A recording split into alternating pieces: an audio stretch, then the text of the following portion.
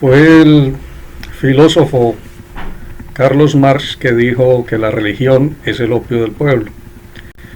Y si usted cree que la religión a través de la historia ha aportado más mal que bien, si ha sido causante de más sufrimiento que de benevolencia, de divisiones, pleitos, odios, guerras, etcétera, pues yo creo también que tiene razón. Si usted me da la oportunidad hoy, a través de las escrituras le voy a mostrar cuál es el origen real de las religiones. Para que hablemos un lenguaje, quiero entregar primeramente el significado de lo que es la palabra religión. La palabra religión viene de un verbo latino, el verbo religare, que tiene como la interpretación es unir, o con más amplitud, volver a unir algo que se había quebrado, algo que se había dañado, componer algo, volverlo a su estado, tratar de volverlo a su estado original. Entonces, para que también entendamos qué es lo que la religión pretende unir, tenemos que ir a las escrituras y ver qué fue lo que se desbarató. Entonces, en Génesis capítulo 2, versículos 15 al 17, podemos leer allí, en los comienzos de todo. El Génesis es el libro de los comienzos. Tomó pues Jehová, Dios al hombre, y lo puso en el huerto de Edén, para que lo labrara y lo guardase. Y mandó Jehová Dios al hombre, diciendo: de todo árbol del huerto podrás comer, mas del árbol de la ciencia del bien y del mal no comerás, porque el día que de él comieres ciertamente morirás. Bueno, el cuadro más o menos es así. Hasta el quinto día, el planeta entero era un enorme zoológico. Solamente, o sea, el ser superior eran los animales, y todo hacía presagiar de que debía venir algo más. Y bueno, precisamente en el sexto día Dios creó a Adán. No voy a hablar de la creación, ni siquiera la de Adán, pero lo que dice fue que lo tomó y lo puso en el huerto de Edén y le dio unas instrucciones. Algunos dirán, pero ¿qué clase de paraíso pues es ese donde lo pone y lo primero que lo pone es... Lo primero que le da es una orden de trabajar. Dice que lo puso en el huerto para que lo labrara y lo guardara. No entiendo muy bien qué quiere decir esas cosas, pero ahí estaba, recibió un trabajo. Dice que después le dio un mandamiento, y más adelante aparece un personaje en el paraíso que es Satanás, que es la serpiente antigua. Entonces el paraíso al parecer no era como tan paraíso, puesto que, bueno, digo yo, para algunos, para mí no. El trabajo realmente dignifica al hombre. Cuando Dios pone a Adán a cuidarlo, le está entregando una ocupación, algo de lo cual encargarse y lo cual le va a dar satisfacción. Mi hija mayor, que es psicóloga, me contó un estudio que a ella le tocó presentar en la universidad acerca de en la época de Estados Unidos, en la época en que había la esclavitud, más precisamente en las algodoneras, se había notado que los dueños de las fincas, de las grandes haciendas, eran personas muy amargadas, personas de muy mal temperamento, personas como con ese vacío existencial tan grande, pues que no hallaban paz en nada. Y resulta de que notaban que los esclavos eran personas más felices a pesar del yugo que tenían. Entonces, avanzando el estudio, pues es un estudio bastante largo, yo no lo leí, mi hija me contó el resumen. Se dieron cuenta que es que para que el ser humano haya felicidad, parte de lo que necesita es tener la satisfacción del trabajo terminado.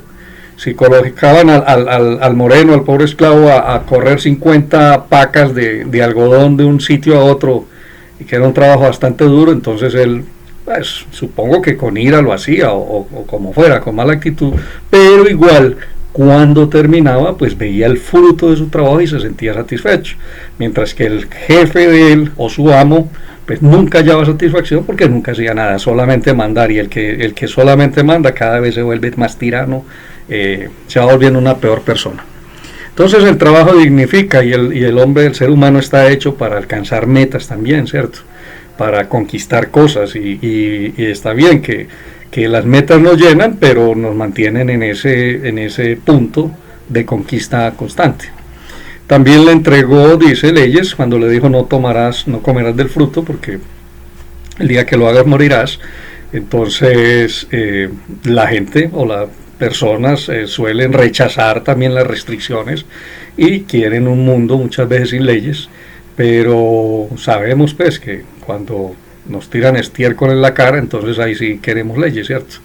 Si nos atracan, si secuestran a algún familiar o a nosotros mismos, si nos insultan, si son injustos con nosotros en algún negocio, con los patrones, etcétera, ahí sí apreciamos las leyes, ¿cierto? Ahí sí vamos a ir a reclamar ante alguien que realmente ponga orden, porque la anarquía es el peor sistema de gobierno que puede existir. De hecho, es el más tiránico de todos, porque vencen, gobiernan los más fuertes, aunque no tengan mérito.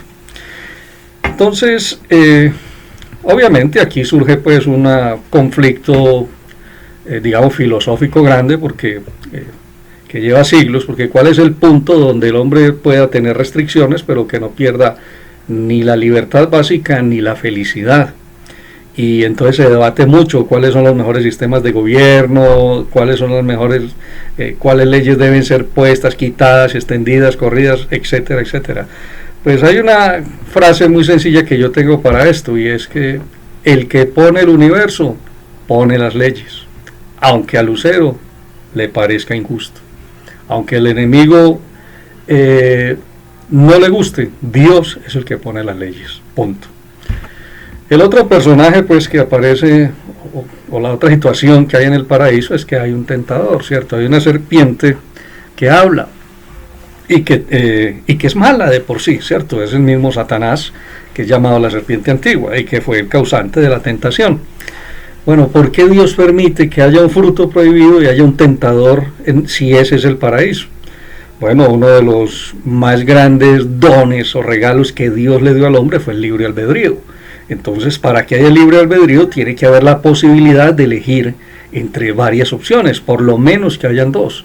Y habían dos. Si Satanás es quitado del paraíso y es resguardado de toda tentación, entonces no es libre, aunque Dios sea tan bueno, tan maravilloso, tan grande y todos sus atributos. Adán sería simplemente una especie de robot o de esclavo, no sé. Pero ahí está la posibilidad que tenemos hasta el día de hoy de elegir entre el bien y el mal. Somos libres de escogerlo.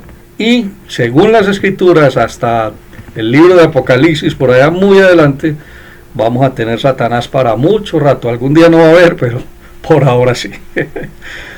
Bueno, entonces paulatinamente pues sabemos que Adán y Eva cayeron en pecado, que fueron tentados. Tampoco voy a tratar el tema de la tentación ni de la caída, pero sí un poquito acerca de las consecuencias. Debió haber pasado mucho tiempo desde que Adán fue puesto en el paraíso, puesto que dice que otra tarea o trabajo que Dios le dio a Adán fue el que le pusiera nombres a todos los animales. Dice que Dios le llevaba los animales al huerto y él les ponía el nombre. Yo supongo que esta tarea pudo haber tardado años. Entonces ahí estuvo el hombre, le puso nombre a todos los animales, indicando pues la autoridad que Dios le había entregado sobre la naturaleza. Y bueno, el último animal que le puso nombre fue el delfín, porque ese es el delfín, el último. Luego Dios le regala una esposa, una compañera preciosa, un complemento ideal, la ayuda idónea, la llaman las escrituras, no porque tenga un grado de inferioridad ni nada de esas cosas, sino que simplemente ambos son compañeros y unos aportan unas cosas y otros otras. Después, bueno, vemos pues, me había adelantado un poco el relato de la tentación y la caída, y vamos a hablar de las consecuencias entonces.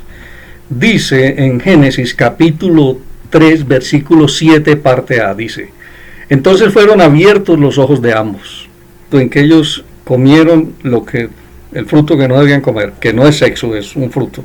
El sexo no es ningún pecado en ningún momento entre las parejas legalmente constituidas delante de Dios. El sexo es un regalo de Dios, para que no se confunda. Sucedió algo. Su manera de percibir el cosmos cambió completamente. Hasta ese momento ellos veían a Dios de una manera, veían a la creación de una manera, se veían entre ellos mismos y a sí mismos de una manera, pero con el pecado todo eso fue transformado. Cuando cayeron allí, mucha gloria cayó, mucha gloria se fue por el piso y se perdió. Mira, hasta ese momento ellos tenían un conocimiento apenas intuitivo de lo que era la maldad, no la habían visto. Yo no sé si algún animal habría muerto y Adán y Eva hubieran visto animales muertos, no sé qué contacto tendrían con la muerte hasta ese momento, pero la muerte no era algo que a ellos los pudiera afectar, ellos no tenían ese temor, pero solamente sabían que si comían el fruto, algo malo iba a acontecer. Lo comieron y empezaron a ver las consecuencias. Dice que fueron abiertos sus ojos, sería que tenían los ojos cosidos o algo así. No, pues realmente hay varias interpretaciones para esto. Una de ellas es que ellos estaban revestidos de una gloria de Dios tal, de modo que resplandecían sus cuerpos y ni siquiera alcanzaban a mirarse la piel. Esto tiene varios precedentes en las escrituras. Una de ellas, por ejemplo, es Moisés, cuando sube al monte Sinaí, queda 40 días en la presencia de Dios, y cuando desciende dice que el rostro iluminaba y era el resplandor de tal manera que tenía que ponerse un velo para que la gente lo pudiera mirar a la cara, porque no soportaban mirarlo directamente. También dice que Jesús llamó a 3 de sus discípulos, los llevó a un monte y se transfiguró delante de ellos, de modo que resplandecía absolutamente. Entonces es muy probable de que esta sea pues la manera en que ellos por primera vez vieran sus cuerpos y se dieran cuenta que estaban desnudos. Otros enseñan que también pues, es muy razonable, posiblemente sea una combinación de estas dos interpretaciones, que Adán y Eva tenían sus espíritus completamente activos. Recuerden que el ser humano está diseñado para vivir en los dos ámbitos, en el espiritual y en el natural. Entonces con su cuerpo pues podían ver las cosas que nosotros vemos y que consideramos naturales, pero para ellos era también posible, absolutamente posible, sin ninguna restricción, mirar en el mundo espiritual, con los órganos, con los sentidos de su espíritu. Y como el espíritu se apagó, entonces ellos perdieron esa visión espiritual y ya solamente vieron lo natural. Digamos que así era como Jesús veía. Realmente él decía: yo hago lo que veo hacer al Padre, yo enseño lo que el Padre me enseña, etcétera, etcétera. En Jesús estaba completamente despierto su espíritu, y es el diseño natural con que los seres humanos fuimos creados. Ahora, como vivimos, no es natural. Nuestro espíritu no es el que era antes. Ahora recibimos vida en el espíritu, pero no tenemos nuestros sentidos tan desarrollados como los tenían ellos, pero un día los tendremos. Ahora tenemos un poco de intuición y vemos como a través de un espejo, dice el apóstol Pablo, etc. Otra cosa que sucedió con la caída, aparte de estas 3 cosas que pierden, es que ellos sintieron unas cosquillitas ahí muy agradables, ahí cerquita del estómago. Entonces dice en el Génesis 3 en Génesis 3 versículo 7, ya en la parte B, dice: y conocieron que estaban desnudos. Lo que les digo pues que se vieron por primera vez. Es muy difícil para el ser humano lograr comprender las consecuencias del pecado, hasta dónde puede llevarlo. O sea, solamente tenemos una visión muy simple de que si pecamos y nos descubren, entonces vamos a pasar una vergüenza, una penalidad, alguna cosa. Pero el pecado se extiende a muchísimas áreas, a muchísimas. Toca aún hasta venimos tocados por el pecado de nuestros antepasados, y el nuestro está tocando a nuestros descendientes hasta la 3ª y 4ª generación. Cuando ellos comieron el fruto, su espíritu murió, o digamos que fue apagado hasta un nivel donde únicamente era posible como que sostener la vida, pero como la tenían hasta ese momento, es decir, de ahí en adelante era solo cuestión de tiempo para que ellos murieran. Hay unas personas que ponen un ejemplo que era como apagar un ventilador, ¿sí? Cuando desconecta el ventilador, él sigue girando por un rato hasta que se acaba pues la inercia, hasta que pierde el impulso, más o menos así era. Entonces ganaron algo con la caída, sí, ganaron algo. Realmente lo que Satanás les dijo en parte no era tan mentira. Ganaron un conocimiento ya ahora sí experimental del bien y del mal. Recuerde que antes era un conocimiento meramente intuitivo, ahora ya sabían lo que era. Ahora diremos, pero tanto problema por una fruta, ¿qué fue lo que pasó ahí? Mire, muchas cosas sucedieron, y aquí es lo que les decía, uno no alcanza a entender hasta dónde el pecado extiende sus garras y cuánto daño nos puede hacer. Aunque ellos ya sabían distinguir entre el bien y el mal, pues uno dirá, bueno, entonces que escojan el bien, pero resulta de que no es tan fácil porque el pecado esclaviza. O sea, ellos de ahora en adelante, sus decisiones, seguramente las más importantes, las iban a buscar, o las iban a tomar, buscando las cosquillitas debajo del estómago que tanto les habían gustado, o que tanto nos gustan. ¿Qué quiere decir? Que simplemente quedaron esclavizados, o quedamos esclavizados de nuestros sentidos, de nuestras pasiones, de nuestros deseos. Entonces perdieron la libertad, o sea, tenían conocimiento, pero ya no tenían libertad para escoger entre el bien y el mal. La esclavitud se ha posesionado de toda la humanidad. Esos son todo tipo de adicciones que de una o de otra manera todos los tenemos. Es muy fácil criticar la adicción del otro, ¿cierto? Porque a nosotros no nos afecta, pero cada uno está metido en sus propios zapatos y sabe qué cosas son los que lo vencen. Además de eso, de lo que perdieron, pues otra cosa llegó y fue un terrible vacío, porque la gloria de Dios ya no los estaba llenando, se había apartado de ellos. Digamos que esto lo experimentó Jesús en la cruz del Calvario, cuando todos los pecados de la humanidad cayeron sobre Él, o más bien los que nosotros ponemos sobre Él, porque hay gente que no quiere ponerlos. Cuando todos esos pecados cayeron allí, dice que la gloria de Dios se apartó y Él clamó, Padre mío, ¿por qué me has desamparado? Porque está haciendo lo mismo, lo está sacando del Edén, lo está sacando del paraíso, porque simplemente no son compatibles. Dios no va a compartir su gloria ni su gobierno con Satanás y tampoco a sus criaturas, no las va a compartir.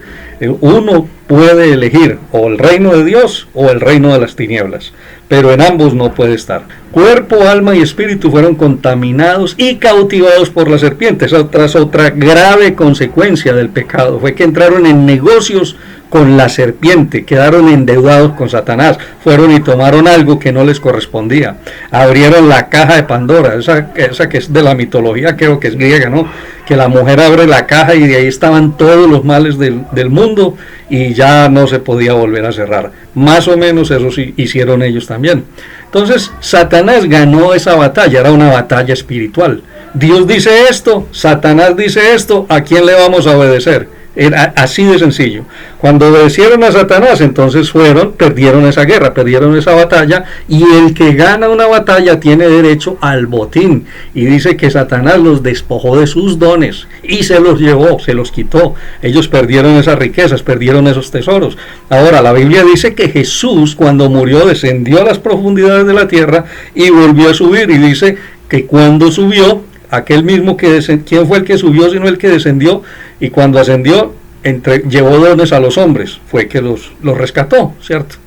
Entonces, Él es nuestro gran campeón. Entonces, vinieron todas estas cosas y otras más, vinieron unas sensaciones negativas que ellos no habían conocido. Por primera vez sintieron vergüenza, por primera vez sintieron miedo de Dios, sintieron miedo, temor del medio ambiente, sintieron miedo del futuro, del porvenir, sintieron soledad, sintieron cargo de conciencia, o sea, sintieron vergüenza, para mejor decir, tuvieron un infierno, un pequeño infierno aquí en la tierra. Entonces, cuando ellos ven que el daño que hicieron y las consecuencias que están comenzando a pagar, entonces toman una decisión.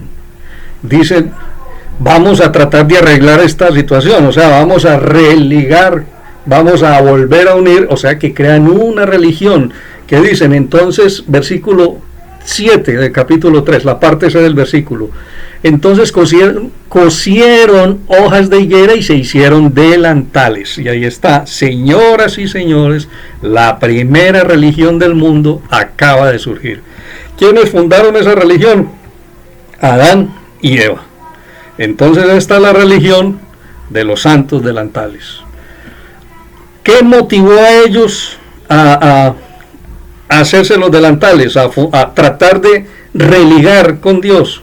Pues el motivo fue la vergüenza y el temor que había en sus corazones. ¿Cuál método usaron? Pues lo primero, dice la Biblia, fue esconderse, y lo segundo, pues cubrirse, como lo estamos diciendo. Ahora, tal vez ellos pensaron, no lo sé, tal vez supusieron que ese era un buen plan. Tal vez dijeron, bueno, si nos cubrimos, el Señor no va a notar que toda esa gloria que teníamos, que todo ese resplandor, ya no lo tenemos. Tal vez nosotros podamos presentarnos delante de Él sin tener ninguna vergüenza, sin tener ningún temor, porque estamos cubiertos. Cuando Él vea los delantales, Él va a ver que realmente nos esforzamos por nosotros mismos en ir y cortar las hojas, en entretejerlas, en diseñar un delantal, en ponérnoslo, y tal vez el Señor quede complacido, hasta debe estar muy agradecido y muy feliz pues de que nosotros hicimos estas cosas.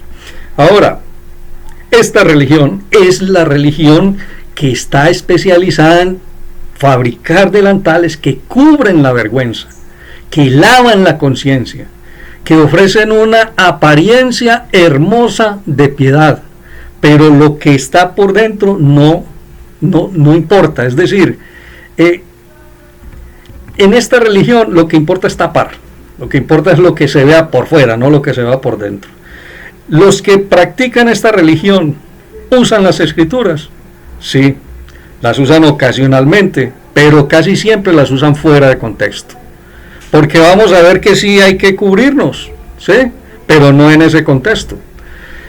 Los que usan esta religión, ahora, esta religión estaba influenciada ya por la mente del enemigo, de Satanás. ¿En qué sentido? Ellos quedaron entrelazados con Satanás de alguna manera. Ya Satanás podía ir y tocar sus mentes y hablarles cuantas veces quisiera, pues, puesto que una vez le abrieron la puerta. Algún día que Eva le abrió la puerta por primera vez, ya esa puerta se quedó abierta. Entonces, ese plan y ese anhelo, ahí está Satanás metiendo su porción, ¿cierto? Haciendo su parte. Entonces, los que practican la religión de los delantales son los que se acercan a Dios, pero nada más hasta cierto punto. Y lo hacen a través de ritos, de ceremonias y de objetos. Esta religión lo que trata es de cumplir con los preceptos de su religión, como cumplirle a Dios, como quien dice, mire, no estar tan cerca de Dios, sí, como para ser tan santos, pues, o lo voy a decir en otro orden, no alejarnos tanto del pecado como para que no lo podamos disfrutar, y no alejarnos tanto de Dios como para que no nos sintamos condenados. Están ahí en un punto intermedio, en el medio de las aguas, o sea que es gente tibia, ¿cierto? Como que quieren a Dios, pero no quieren un compromiso fuerte con Dios.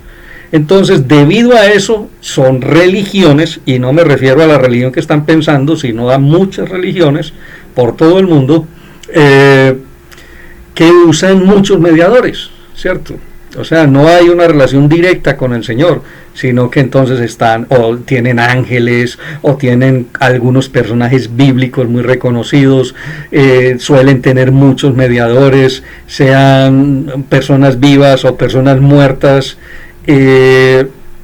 también tienen y usan muchísimo de objetos religiosos, cosas que están siempre en la mitad, como que cubriendo, pues como que aquí estoy, pero no del todo, no vaya a mirar en lo profundo porque no le va a gustar lo que va a encontrar. Entonces lo hay en muchas religiones, por ejemplo entre nosotros los protestantes hay ciertas ramas o ciertos grupos religiosos que se fijan muchísimo en la parte exterior, ¿cierto?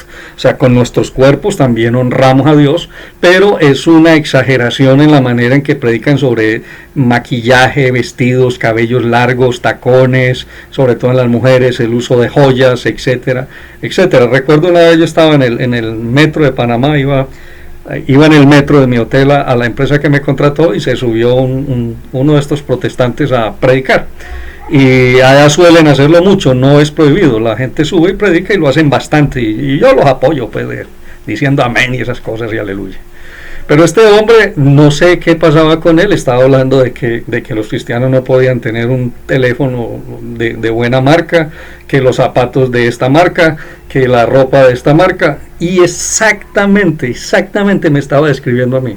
Yo tenía un teléfono de esos, tenía unos zapatos de esa marca, y bueno, cuando él salió, yo le dije, Dios te bendiga, muchas gracias, me cayó todo a mí. Y el hombre se fue todo contento, bueno, también quedé contento, pero gloria a Dios. Entonces, Jesús tiene una palabra para este tipo de religión. Él en su época los llamó a los practicantes de esa religión, los llamó sepulcros blanqueados. Ahora, no me estoy refiriendo al judaísmo, sino a esas personas que por dentro estaban podridas, pero querían presentarse por fuera como muy piadosos, ¿cierto? Que las únicas señales de su fe en Dios son cosas externas, porque viven una vida en total desorden. El Señor dijo también de ellos, este pueblo de labios me honra, pero su corazón está muy lejos de mí. Para poner un ejemplo bien claro, cuando los sacerdotes y los fariseos iban a crucificar a Jesús, lo querían matar o lo querían llevar a juicio, pues estaban buscando a Pilato, porque Pilato era el único que en ese momento que podía darle muerte. Entonces fueron a buscarlo y Pilato estaba en el pretorio, ¿cierto? En un lugar donde se resguardan los soldados, y le querían que hubiera ese encuentro entre Jesús y Pilatos. Dice, pero no quisieron entrar al pretorio para no contaminarse. Eso es lo que se llama, esa es la religión de la hipocresía.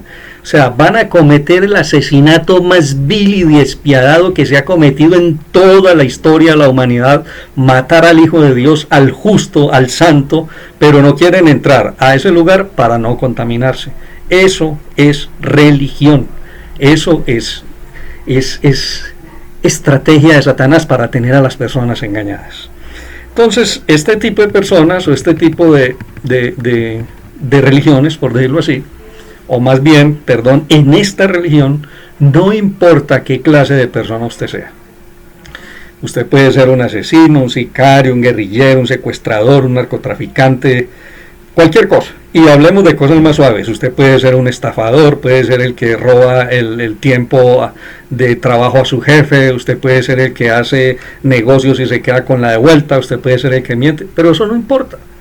¿Por qué? Porque en esa religión no se requiere de arrepentimiento ni de transformación, es solamente que usted vaya a la reunión el domingo y le muestre a Dios el delantal tan bonito que usted tiene, y ya, con eso Dios va a quedar satisfecho. Según dice, muéstrale el delantal a Dios y contento. Entonces también tienen el cierto, digamos, en su defensa tienen de que es una religión muy antigua y lo suelen sacar a relucir constantemente. Decir, mire, es que nosotros somos los originales porque tenemos esta antigüedad y eso nos asegura. Pero deben caer en cuenta y deben entender que Jesús en su época fue el protestante. Jesús fue el reformador, la religión estaba establecida y Jesús fue el que cambió las cosas en ese momento. Y le costó hasta que lo llevaran a la cruz, pero esa religión cayó de una o de otra manera. Ahora, el judaísmo no es la religión de la que estoy hablando, de los delantales, no, sino que si la gente saca de contexto las enseñanzas del evangelio para justificar su pecado, entonces tienen una religión hipócrita. ¿Cuál fue la respuesta de Dios a Adán y Eva y sus famosos delantales? Dice Génesis capítulo 3, versículos 23 y 24, la respuesta de Dios. Y lo sacó Jehová del huerto de Edén para que labrase la tierra de que fue tomado. Y echó pues fuera al hombre y puso al oriente del huerto de Edén querubines y una espada encendida que se revolvía por todos lados para guardar el camino del árbol de la vida. Entonces la respuesta de Dios a la religión de los delantales hipócritas o de las hojas de higuera es expulsarlos de su presencia. Para Dios no son gratos, no son bienvenidos. Bueno, esta es la primera religión, vamos a la segunda. También está en Génesis, todas están en Génesis, las que vamos a estudiar. Capítulo 4, versículo 3. Dice el versículo, y aconteció andando el tiempo que Caín trajo del fruto de la tierra una ofrenda a Jehová. Recuerde, Caín trajo del fruto de la tierra una ofrenda a Jehová. ¿Qué le trajo? No sé, frutas, papaya, naranjas, bananos, algo así. Caín entonces es el fundador de la segunda religión mundial.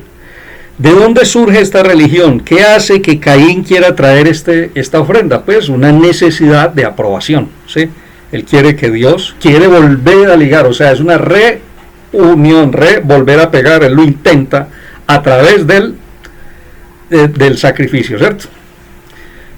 El método precisamente es lo que quiere, comprar la aprobación de Dios o el favor de Dios, y usa pues el sacrificio, ¿sí? Pero un sacrificio que el Señor no ha demandado, eso es lo que tenemos que ver.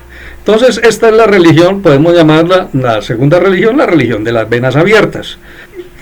Estas son las religiones, o es la religión que quiere impresionar a Dios a través de obras monumentales, ¿cierto? Las cosas que vean cuestan sudor y lágrimas, sangre, dolor, muerte, etc. Entonces ahí aparecen los grandes monasterios, los conventos, las catedrales gigantescas, los monumentos, las imágenes religiosas inmensas, los altares de oro, las copas de oro, los que van de rodillas de un lugar a otro hasta que sangran, vienen entonces pues y todos esos sacrificios que Dios no ha pedido, ¿sí?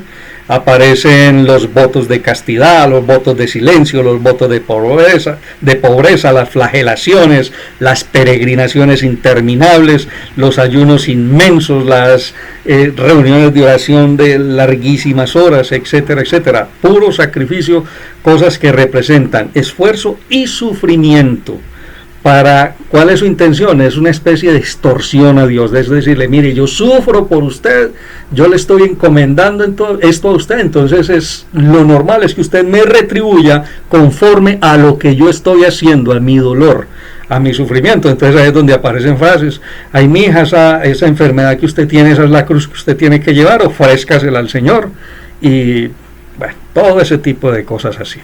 Ahora, los sacrificios, los delantales que cubren el pecado, Dios no los pidió. Estos sacrificios Dios no los pidió, pero son palabras que constantemente aparecen en las Escrituras. Lo que pasa es que las están sacando de contexto.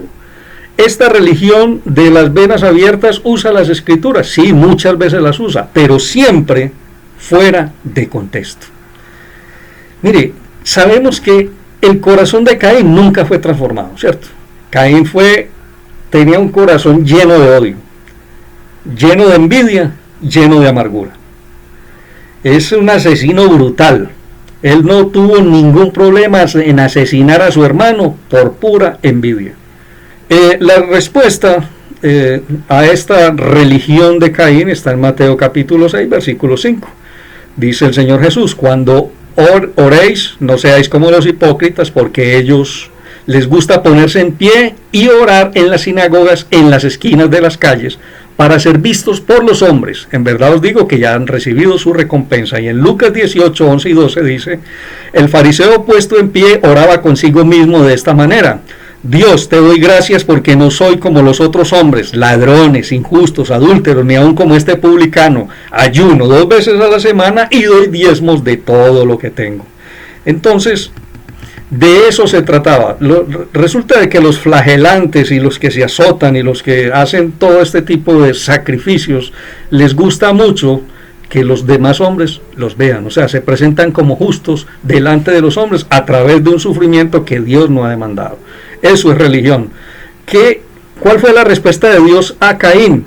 A esa religión de Caín. Génesis 4:5 dice, pero no miró con agrado a Caín y a la ofrenda suya, y se ensañó Caín en gran manera y decayó su semblante. O sea, Dios miró primero a Caín, a la persona, al ser. Entonces, si el ser no es del agrado de Dios, entonces mucho menos lo va a hacer su sacrificio, porque Dios lo que pide es un corazón, no un sacrificio. Vuelvo y repito, ahora más adelante le vamos a poner orden a todo esto. La tercera religión está en Génesis 11, versículos 3 y 4. Esta es la tercera religión. Y se dijeron unos a otros, vamos, hagamos ladrillo y cosámoslo con fuego. y les sirvió el ladrillo en lugar de piedra, ojo, en lugar de piedra, y el asfalto en lugar de mezcla, y dijeron, vamos, edifiquémonos una ciudad y una torre cuya cúspide llegue al cielo, y hagámonos un nombre, por si fuéramos esparcidos sobre la faz de la tierra. Esta religión tiene un fundador también, obviamente, un tipo endemoniado, igual que los otros, que se llamaba Nimrod. Más adelante la Biblia nos explica quién es Nimrod, ¿cierto? Él es el fundador de Babilonia. Y Babilonia es este mundo en el que vivimos, es una Babilonia, ¿sí? Es un mundo donde el hombre pretende llegar al cielo por su propio esfuerzo. Ahora, ¿de qué necesidad parte de esta religión? ¿Cuál es el motivo, el motor que impulsa a Nimrod? Es simplemente recuperar las delicias del Edén. Él es lo que quiere. Hoy los predicadores, sacando esa palabra de contexto, lo llaman tener vida abundante. Ese es su deseo. Y hay otro que es tener un nombre, o sea, encontrar una identidad. Está perdido y yo quiero saber yo quién soy, yo para qué nací, cuál es el objetivo de mi vida, y cuando lo alcance, entonces voy a ser feliz. Señores y señoras, bienvenidos a la iglesia de las multitudes felices. Usan las escrituras constantemente, las usan bastante, pero siempre o casi siempre fuera de su contexto. Ahora, si a usted no le gustan los delantales ni los sacrificios, entonces lo suyo son las torres, las pirámides. Esta religión ha encontrado cabida hoy en día. Este espíritu ha venido y ha tomado posesión, ¿sí?, entre muchos de los grupos protestantes de estos últimos tiempos. No son los únicos, obviamente ese espíritu se mueve en todas partes, pero aquí se nota mucho más. Ahora, lo que pasa es que la fortaleza y su estructura de esta religión es precisamente Nimrod, ¿cierto? Es el gran líder que sabe para dónde va, es el hombre que tiene una visión, es el hombre que sabe cosas que nosotros no sabemos, es el hombre ungido, el hombre poderoso, ¿sí? Y el material que él usa son ladrillos de barro. Acuerden que el hombre fue sacado del barro, ¿sí? Pero él los hace cuadrados, todos son iguales, son unos cubos de unas dimensiones exactas, de un peso exacto, de un mismo material exacto. Entonces Nimrod es el hombre tipo predominante, carismático, envuelto como en una atmósfera espiritual que parece que caminara sobre el aire. Es el ungido, él hace grandes milagros, él profetiza, él es la octava maravilla del mundo. Pues Adán y Eva fueron la primera Coca-Cola del desierto, él es el actual. Tiene muchas características, realmente es fácil de distinguir, ¿cierto? Es un hombre, por ejemplo, que es mucho más rico que el común de las personas a las que supuestamente está pastoreando y cuidando. Ese hombre sobresale en lo económico en todo, ¿sí? Su tema constante y repetitivo es la satisfacción del deseo del corazón de sus ovejas. Ellos pueden llamarlo vida abundante o prosperidad, ¿sí? Pero constantemente están trayendo a memoria: Dios concederá las peticiones de tu corazón, fuiste creado para triunfar, tienes que alcanzar la victoria, no sé, ustedes ya saben el mensaje de lo que estoy hablando. Con tremenda sutileza tuercen las escrituras para que digan lo que ellos quieren que diga y lo que sus discípulos quieren oír, sobre todo porque el mensaje va dirigido a personas que quieren oír ese tipo de mensajes. La palabra dice que tienen comezón de oír, que quieren escuchar algo, y ellos pues están dispuestos a rascar oídos porque les va muy bien en esa labor, en esa función.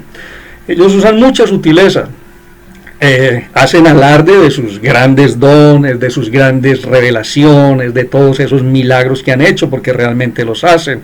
Claro, usted se para delante de una multitud de 1000 personas y les empieza a hablar palabras positivas y empieza a hacer alarde, y usted es una carismática que sabe hablar, que se sabe mover, que sabe orar, que sabe gritar cuando es el tiempo, que sabe hacerse el triste cuando es el tiempo. Alguien va a resultar diciendo que fue sanado, que fue liberado, que siempre va a pasar así. Lo hacen en las religiones y lo hacen también los engañadores que no son religiosos, pero que tienen la misma función.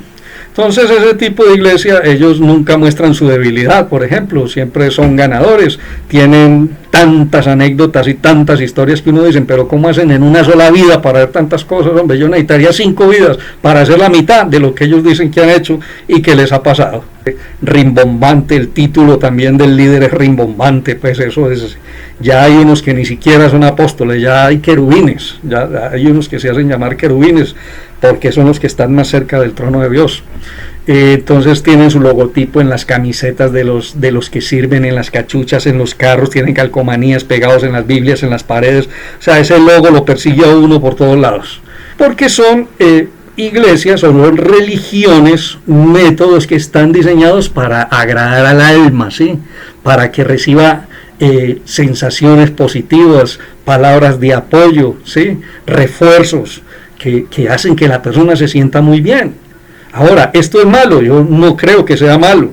El problema es cómo tergiversan las cosas y la palabra de Dios para ellos ganar. Es muy fácil de identificar. Usted, una persona, cuando le esté hablando, pregúntese a sí mismo, ¿ella qué va a ganar con lo que me está diciendo a mí? Y ahí fácil usted se va a dar cuenta. Entonces ministran al alma, muy poco al espíritu.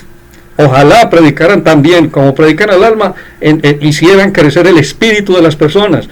Jesucristo no viene a ser como el fin, la visión de ellos, sino que Jesucristo es un medio para alcanzar las cosas, para lograr el éxito, ¿cierto? En el nombre de Jesús tal cosa, en el nombre de Jesús tal otra, en el nombre, ¿sí? Entonces se usa en vano ese nombre para cosas que no deben ser usadas. ¿Hay delantales en la Biblia? Sí. ¿Hay sacrificios en las Escrituras? Sí. ¿Hay el nombre de Jesucristo? Sí. Pero todo eso se puede sacar de contexto y que tengan un efecto absolutamente contrario del que Dios había destinado para lo que fuera hecho.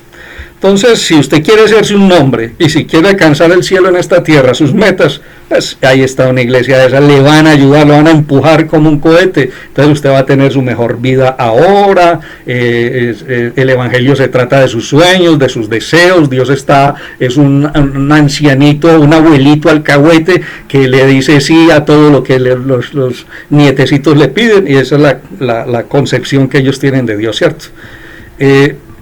Me da lástima porque, a ver, muchos pastores de buen corazón, hombres que se mueven en el espíritu, siervos verdaderos de Dios, pues han tomado esta visión por el hecho de que atraen mucha gente, atraen multitud. Es que es muy agradable llegar a esos lugares, uno realmente se siente bien. Sí, es un lugar lleno de luces que prenden y apagan, cómo suenan esas orquestas, eso es hermosísimo, ¿sí? Eso atrae mucho, y esas palabras de refuerzo positivo. Entonces, siervos de Dios, que son hombres de oración, de comunión íntima con Dios, que lo conocen, que aman su palabra, empiezan a ver las multitudes y terminan dejando lo espiritual por lo almático. Y suele suceder, dele. Es que realmente ninguno empieza con malas intenciones, ninguno quiere convertirse en un Nimrod.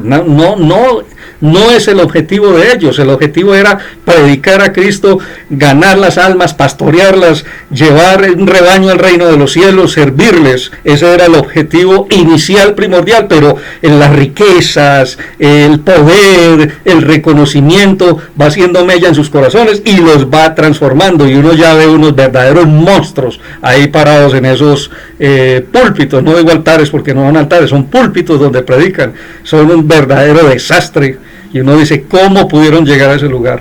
Segunda Timoteo capítulo 4 versículos 3 al 5 dice: porque vendrá tiempo cuando no sufrirán la sana doctrina, sino que teniendo comezón de oír, se amontonarán maestros conforme a sus propias concupiscencias, y apartarán de la verdad el oído, y se volverán a las fábulas. ¿Sí me entienden? Empiezan bien, pero terminan mal. Ahí está ese grupo, el versículo más triste que yo he visto en las Escrituras, aquellos que cuando viene el Señor o viene el juicio y ellos le dicen: Señor, Señor, en tu nombre hicimos milagros, en tu nombre echamos demonios, en tu nombre profetizamos, en tu nombre hicimos esto y aquello, y el Señor, ¿qué les dice?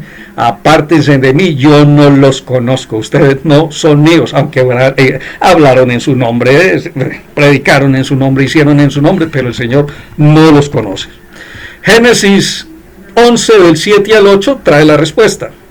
Ahora pues, descendamos y confundamos allí su lengua, para que ninguno entienda el habla de su compañero.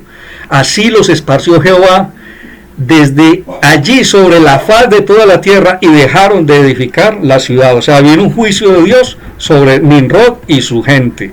Primera de Pedro, capítulo 2, versículo 5 dice: vosotros también, como piedras vivas, sed edificados como casa espiritual y sacerdocio santo, para hacer sacrificios espirituales aceptables a Dios por medio de Jesucristo.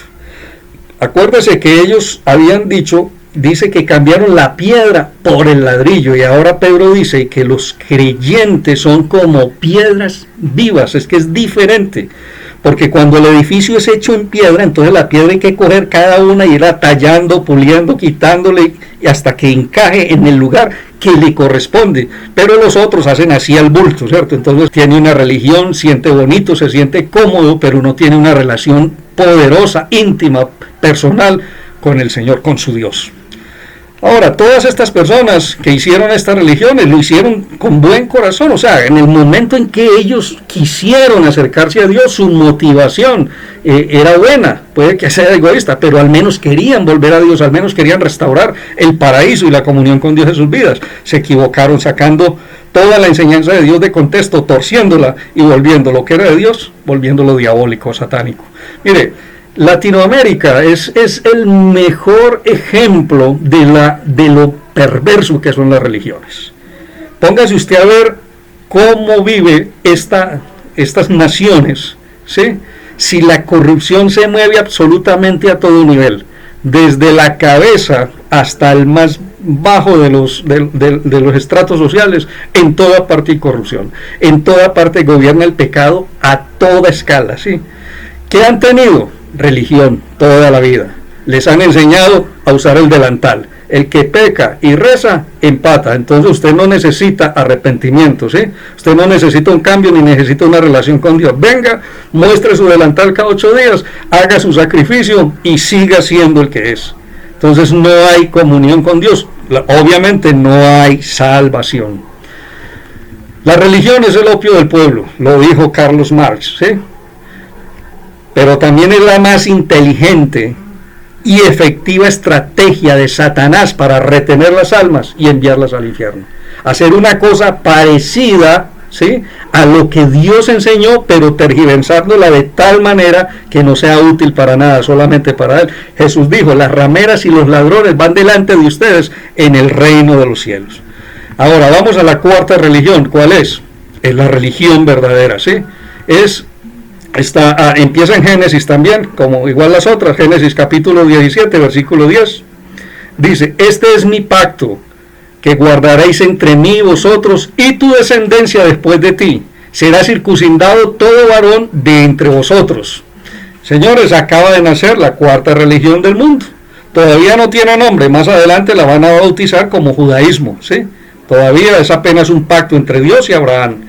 ¿Quién es el fundador de la religión? Ahí no es hombre, es Dios.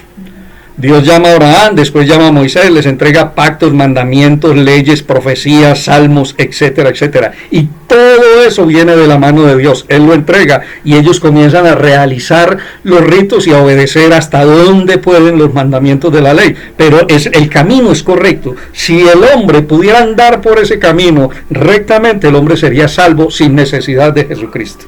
Porque es el camino correcto, es la religión verdadera. Pero tiene un problema.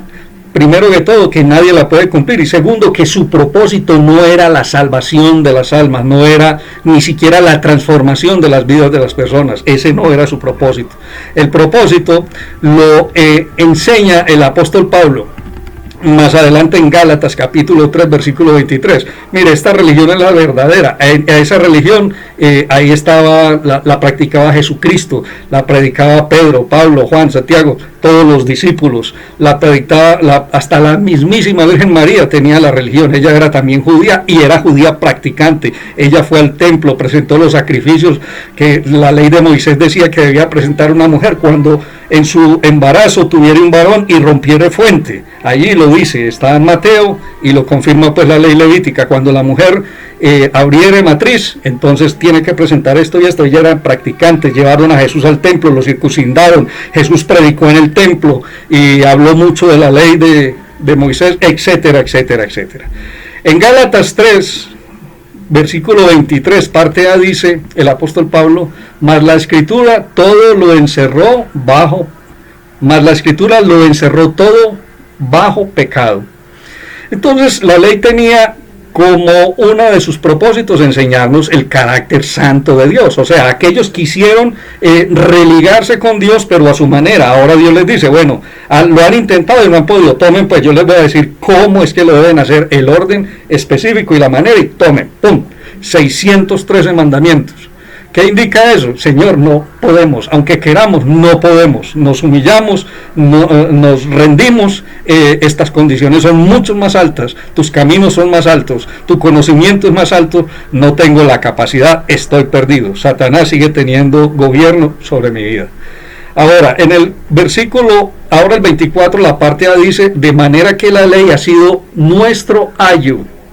Y en el 25 dice, pero venida la fe, ya no estamos bajo ayo. Entonces, el apóstol Pablo llama a la ley de Dios, la llama ayo, que en griego es la palabra paidagogos.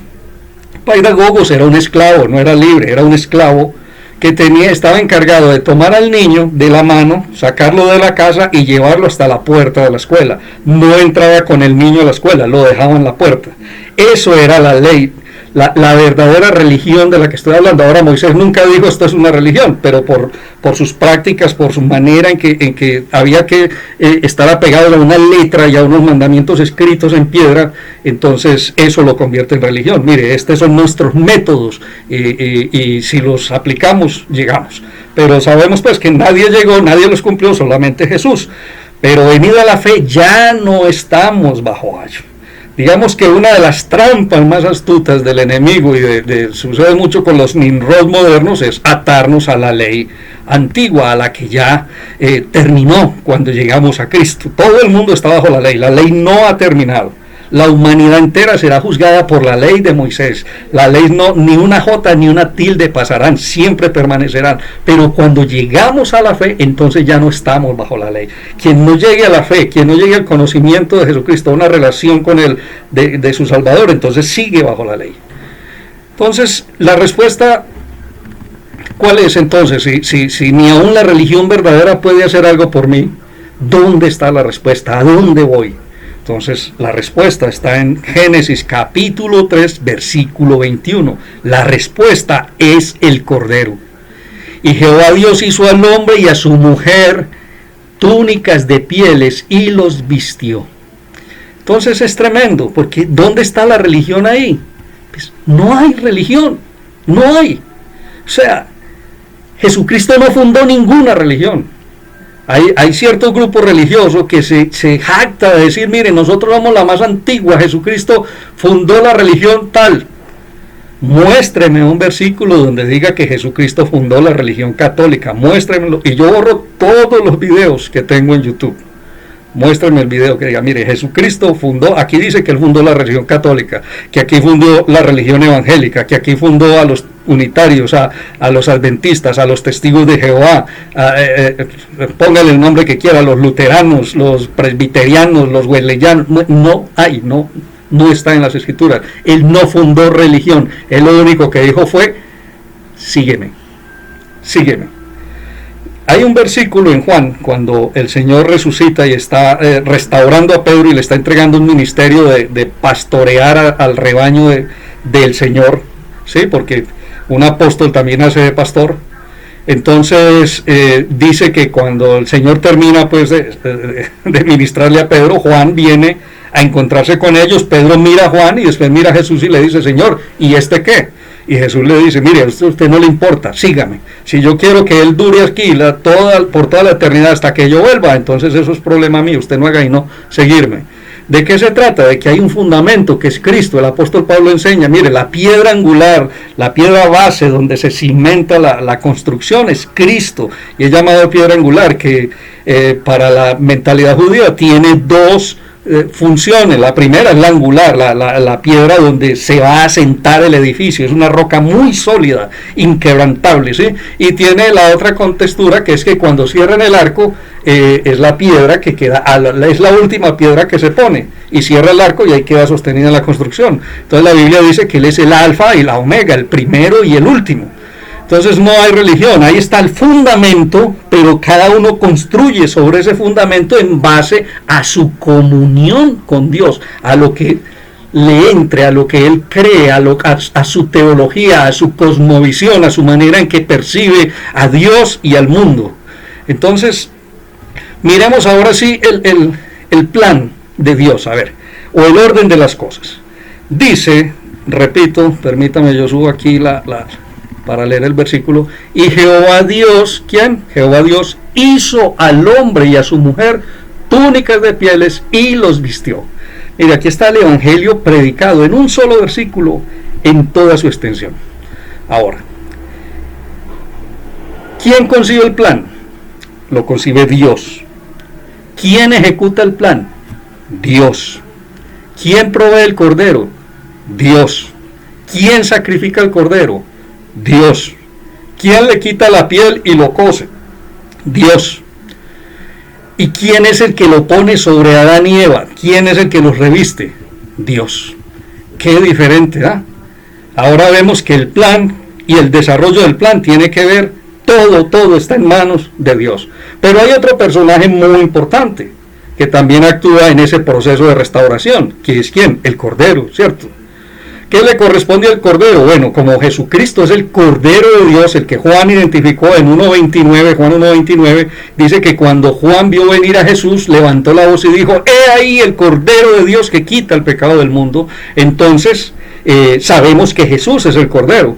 Entonces vamos a ver qué papel juega el Cordero y qué le correspondió hacer a él. Primero, seguramente habrán muchos pasos, yo voy a exponer nada más estos que tengo aquí. Dejar el trono, hacerse hombre, porque como hombre tenía que compartir nuestra naturaleza.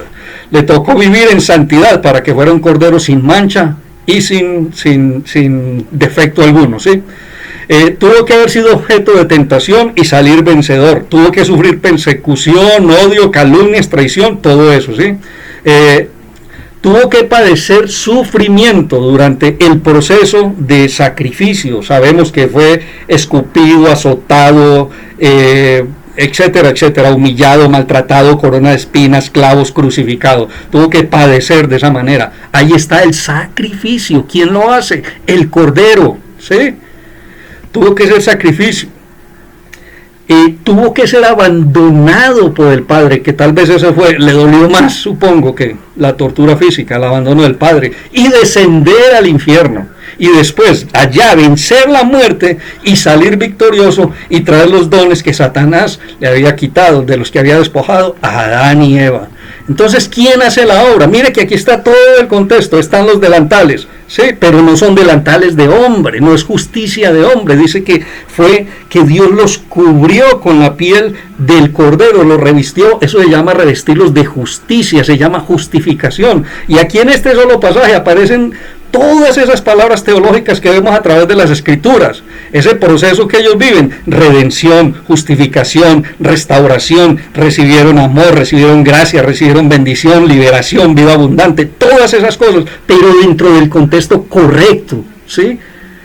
No se trata de presentar cualquier sacrificio, no se trata de hacer cualquier delantal, no se trata de predicar cualquier evangelio. El punto donde parte el evangelio es el arrepentimiento. Ahí eso es lo primero que se predicó del evangelio, el arrepentimiento, y se ha ido al extremo, al otro, al de la vida abundante. Y eso es lo que se predica, más que el arrepentimiento. O sea que tienen un edificio con fachada, pero sin fundamentos. Ahí está pues. Ahora, ¿cuál fue el papel de Adán y Eva? ¿Qué les correspondió hacer a ellos ahora en este momento en que están siendo salvos? Lo único que ellos tuvieron que hacer fue recibir. Eso fue lo único que tuvieron que hacer, recibir. Todo el evangelio de Jesucristo está presentado en este solo versículo. Es una cosa maravillosa. Ahora, ellos no pudieron volver al Edén, porque no era posible en ese momento. Después estudiaremos por qué no están en el Edén, sino en la tierra, aún en la tierra con maldición. pero estarán en el Edén, ¿sí? ¿Cómo salir de la religión y entrar entonces al Edén, a la comunión con Dios? Ese es nuestro Edén ahora, esa es nuestra vida abundante ahora. ¿Sabe qué significa vida abundante? Le explico. Es que el apóstol Pablo y Bernabé estén en el calabozo de más adentro siendo azotados injustamente y ellos puedan en plena medianoche estar cantando al Señor. Eso es vida abundante. Eso es vida abundante. Que los lleven al apóstol a defenderse en un juicio ante los principales magistrados de Roma y él llega con sus harapos, con sus ropas, con sus cadenas y en vez de ir a pedir misericordia y a clamar justicia, va y les predica a Cristo. Eso es vida abundante. Eso es vida abundante. Es que uno esté colgado en la cruz, sufriendo, orando por sus enemigos. Eso es vida abundante, no lo otro que nos han enseñado. Mire, lo otro viene solo cuando se predica el Evangelio. Cuando las naciones se levantan bajo el fundamento de Dios, de la lealtad, de la verdad, de la honestidad, de la buena costumbre de la palabra de Dios, cuando es cimentado y las personas son enseñadas a valorar y a apreciar el bien que está en la palabra de Dios, a amarlo, a ponerlo por obra. Toda nación que tenga esos principios es levantada y la prosperidad va a alcanzar a todos y no será solamente a un tipo que tiene 10,000 bajo su cobertura y a todos les pide diezmos, lo cual es una abominación delante de Dios. Y vamos a ver un video acerca de los diezmos y de qué se trataban y por qué no son ahora aplicables para la iglesia. Ahora, si alguien quiere diezmar por amor, sígalo haciendo, pero ese es el único, condición, es que sea una ofrenda de amor, no más. Entonces, ¿cómo hago? Mire, hay un ejemplo que es del otro lado del mundo, que es de Buda, pero que se puede traer acá para que entendamos. Los budistas no hablan de salvación, sino de iluminación, ¿sí? Entonces, uno de sus discípulos le preguntó a Buda, Señor, ¿cómo puedo alcanzar la iluminación? Yo quiero llegar a ese paraíso en que tú vives. Entonces él le dijo, venga, lo llevó a un río y lo tomó y como si lo fuera a bautizar, lo sumergió en el río y lo dejó ahí sumergido por, no sé, tal vez 2 minutos. Y cuando el tipo ya estaba a punto de ahogarse, desesperado, pues haciendo todo lo que pudiera por zafarse, Buda lo levantó y el tipo pues tomó aire y renegó y le dijo, hombre, pero usted ¿qué acaba de hacer conmigo? ¿Cómo le ocurre? Y él le dice, Buda le dice, ¿qué era lo que usted más anhelaba en ese momento? ¿Qué era su objetivo en ese momento? Y él le dijo, yo lo que quería era respirar, necesitaba aire, no pensaba en ninguna otra cosa. Buda le dijo, cuando anheles la iluminación con la intensidad con que anhelabas el aire, vas a tener la iluminación. Ahora, eso es una de las cosas que nos falta al pueblo creyente, o al pueblo cristiano, digámoslo así, si se nos puede llamar cristianos. ¿Qué sigue? ¿Cómo hago entonces para zafarme de una religión que no ha hecho nada por mí? Porque no ha hecho nada por mí, soy el mismo. Bueno, estoy hablando de manera figurativa. ¿Qué ha hecho la religión? Si los corazones siguen llenos de odio, si la gente sigue robando, adulterando, matando, comiendo del muerto, chismoseando, mintiendo, como lo más natural del mundo, y cuando pueden van y muestran su delantal o su sacrificio, pero ¿dónde está el cambio? ¿Qué se puede hacer? ¿Quieres ese cambio? ¿Quieres que el Señor venga a tu vida? ¿Quieres realmente tener una transformación en tu interior y conocer a Dios de manera personal? Lo primero es que tienes que tener un corazón quebrantado, tienes que tener un corazón humilde, pero es necesario que tengas un deseo profundo de conocer a Dios, otro deseo profundo de conocer la verdad. Si uno no quiere conocer la verdad, difícilmente va a tener una relación con Dios. Tiene que desear un cambio de corazón, ¿sí? Mire, no hay pecado tan grande en este universo que Dios no pueda perdonar. Cualquier cosa que usted haya hecho, por más terrible que sea, por más oscura, satánica, por más perversa que sea, si usted llega con un corazón arrepentido, dispuesto a un cambio, dispuesto a recibir el perdón y un nuevo corazón, Dios se lo puede dar. Pero si su pecado no ha sido grande, sino pequeñito, entonces también lo necesita. No hay pecado tan grande que no pueda ser perdonado, ni hay pecado tan pequeño que no necesite ser perdonado. Todos necesitamos el perdón de Dios. Hay un deseo, tiene que haber también un deseo de entrar en el reino de los cielos. La palabra de Dios dice el Señor Jesús: he aquí yo estoy a la puerta y llamo. Él está llamando. Si alguno oye mi voz y abre la puerta, eso es lo que le corresponde hacer al hombre. Oír su voz, abrir la puerta, dice: yo entraré a él, cenaré con él y él conmigo. Entonces habla de comunión. Para los judíos el comer juntos era supremamente importante, una señal de amistad muy estrecha. No cualquiera entraba a la casa de otro a comer, tenía que ser invitado y tenía que ser una persona muy apreciada, muy bienvenida. Es lo que el Señor te está diciendo: eres muy bienvenido a mi mesa. Ven. Ahora te quiero invitar a que hagamos una oración, si estás dispuesto a hacerla, si te parece que necesitas entrar, religar con Dios, o sea, volver a la comunión que tuvieron nuestros primeros padres. Vamos a orar. Quiero guiarte en una oración. Ojalá no sean mis palabras, sino más que todo la disposición de tu corazón, porque no hay un método establecido, porque no es religión, es amistad. Y cuando uno va a invitar a una persona a entrar, uno la invita cada cual a su propio estilo y a su propia manera. Yo solamente voy a guiarte. Te suplico, si me das este honor de llevarte a los pies de Jesús, me estarías dando un regalo maravilloso. Yo sería muy privilegiado si haces esta oración y notas que tu vida tiene un cambio. Entonces cierra tus ojitos solamente para que no te distraigas, no que haya nada mágico en cerrar los ojos. Y repite las palabras que voy a decirte. Puedes decirle: Padre Celestial, hoy te agradezco por la palabra que me has dado. La recibo y la acepto. Yo te pido, Padre, que perdones mis pecados. Yo creo que Jesucristo es el Cordero de Dios, el sacrificio tuyo para toda la humanidad. Yo te pido, Señor, que me laves con la sangre de ese Cordero, que todo mi cuerpo, alma y mi espíritu sean lavados profundamente con la sangre de Jesucristo. Lávame y justifícame delante de ti, Señor. Yo te pido perdón por mis pecados, porque contra ti he pecado, Señor. Contra ti me he vuelto, Señor, en enemistad, pero hoy, mi Dios, yo me vuelvo a ti.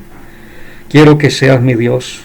Yo acepto a Jesús como mi Salvador, pero también lo acepto como el Señor de mi vida, para que Él, Señor, a través del Espíritu Santo haga de mí la persona que tú quieres que yo sea. Yo te doy gracias, Padre, por la salvación que me estás regalando. Yo te doy gracias por el don y el regalo que me estás entregando. Escribe mi nombre en el libro de la vida, Señor. Lávame profundamente y hazme una nueva persona. Muchas gracias, Dios mío. Yo te alabo y te doy gloria y honra en el nombre de Jesús. Amén. Ahora yo quiero orar por ti, Padre. Yo te ruego ahora mismo, Señor, que ministres a esta persona, Padre.